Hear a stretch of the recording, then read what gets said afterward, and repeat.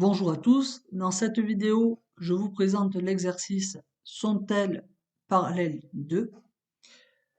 Dans cet exercice, on se donne deux droites, Q1 et Q2, données par des équations cartésiennes.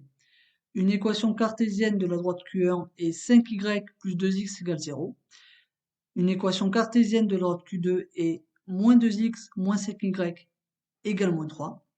L'exercice va consister à répondre à la question suivante. Est-ce que les droites Q1 et Q2 sont parallèles? Pour cela, nous allons utiliser les propriétés du cours et nous allons voir dans cette vidéo comment on justifie si oui ou non les droites Q1 et Q2 sont parallèles. Donc la propriété que nous allons utiliser est donc la propriété que vous voyez ici en rouge.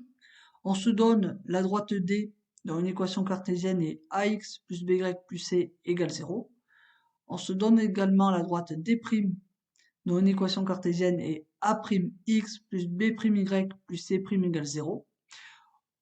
On note U, le vecteur de coordonnées moins BA.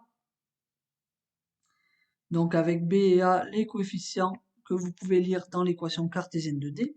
D'après une propriété du cours, ce vecteur U est un vecteur directeur de la droite D. Et on va noter également U', le vecteur de coordonnées moins B' A', A' et B' étant les coefficients que vous lisez dans l'équation cartésienne de D'. D'après une propriété du cours, il s'agit d'un vecteur directeur de la droite D'. Alors, D est parallèle à D', si et seulement si les vecteurs directeurs U et U' sont collinéaires, c'est-à-dire si et seulement si le déterminant de U et de U est égal à 0.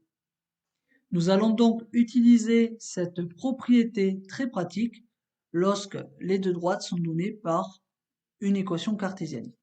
Alors ici, c'est le cas, vous voyez que Q1 est donné par une équation cartésienne, Q2 est également donné par une équation cartésienne. Donc la première chose à effectuer est de déterminer pour chacune des deux droites les coordonnées d'un vecteur directeur. Commençons par la droite Q1. La première chose à faire est de réordonner correctement les termes qui apparaissent dans l'équation. Donc les x en premier, les y en seconde position et enfin les constantes en troisième position. Donc ici, 5y plus 2x égale 0 est équivalent à dire que 2x plus 5y plus 0 est égal à 0. Donc on a bien quelque chose de la forme a fois x plus b fois y plus une constante est égale à 0.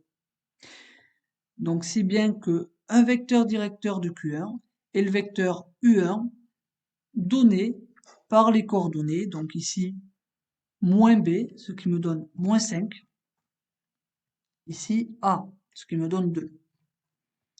On va faire exactement la même chose pour la deuxième droite Q2.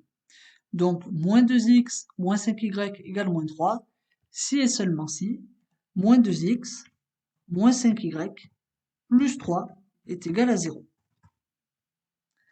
D'après le cours, un vecteur directeur de la droite Q2 est le vecteur U2, donc donné par les coordonnées, ici moins b, c'est-à-dire moins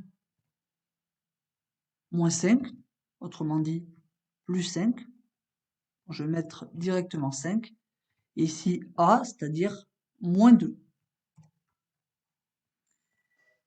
Maintenant que l'on a les coordonnées des deux vecteurs directeurs, nous allons étudier si ces deux vecteurs sont collinéaires ou non.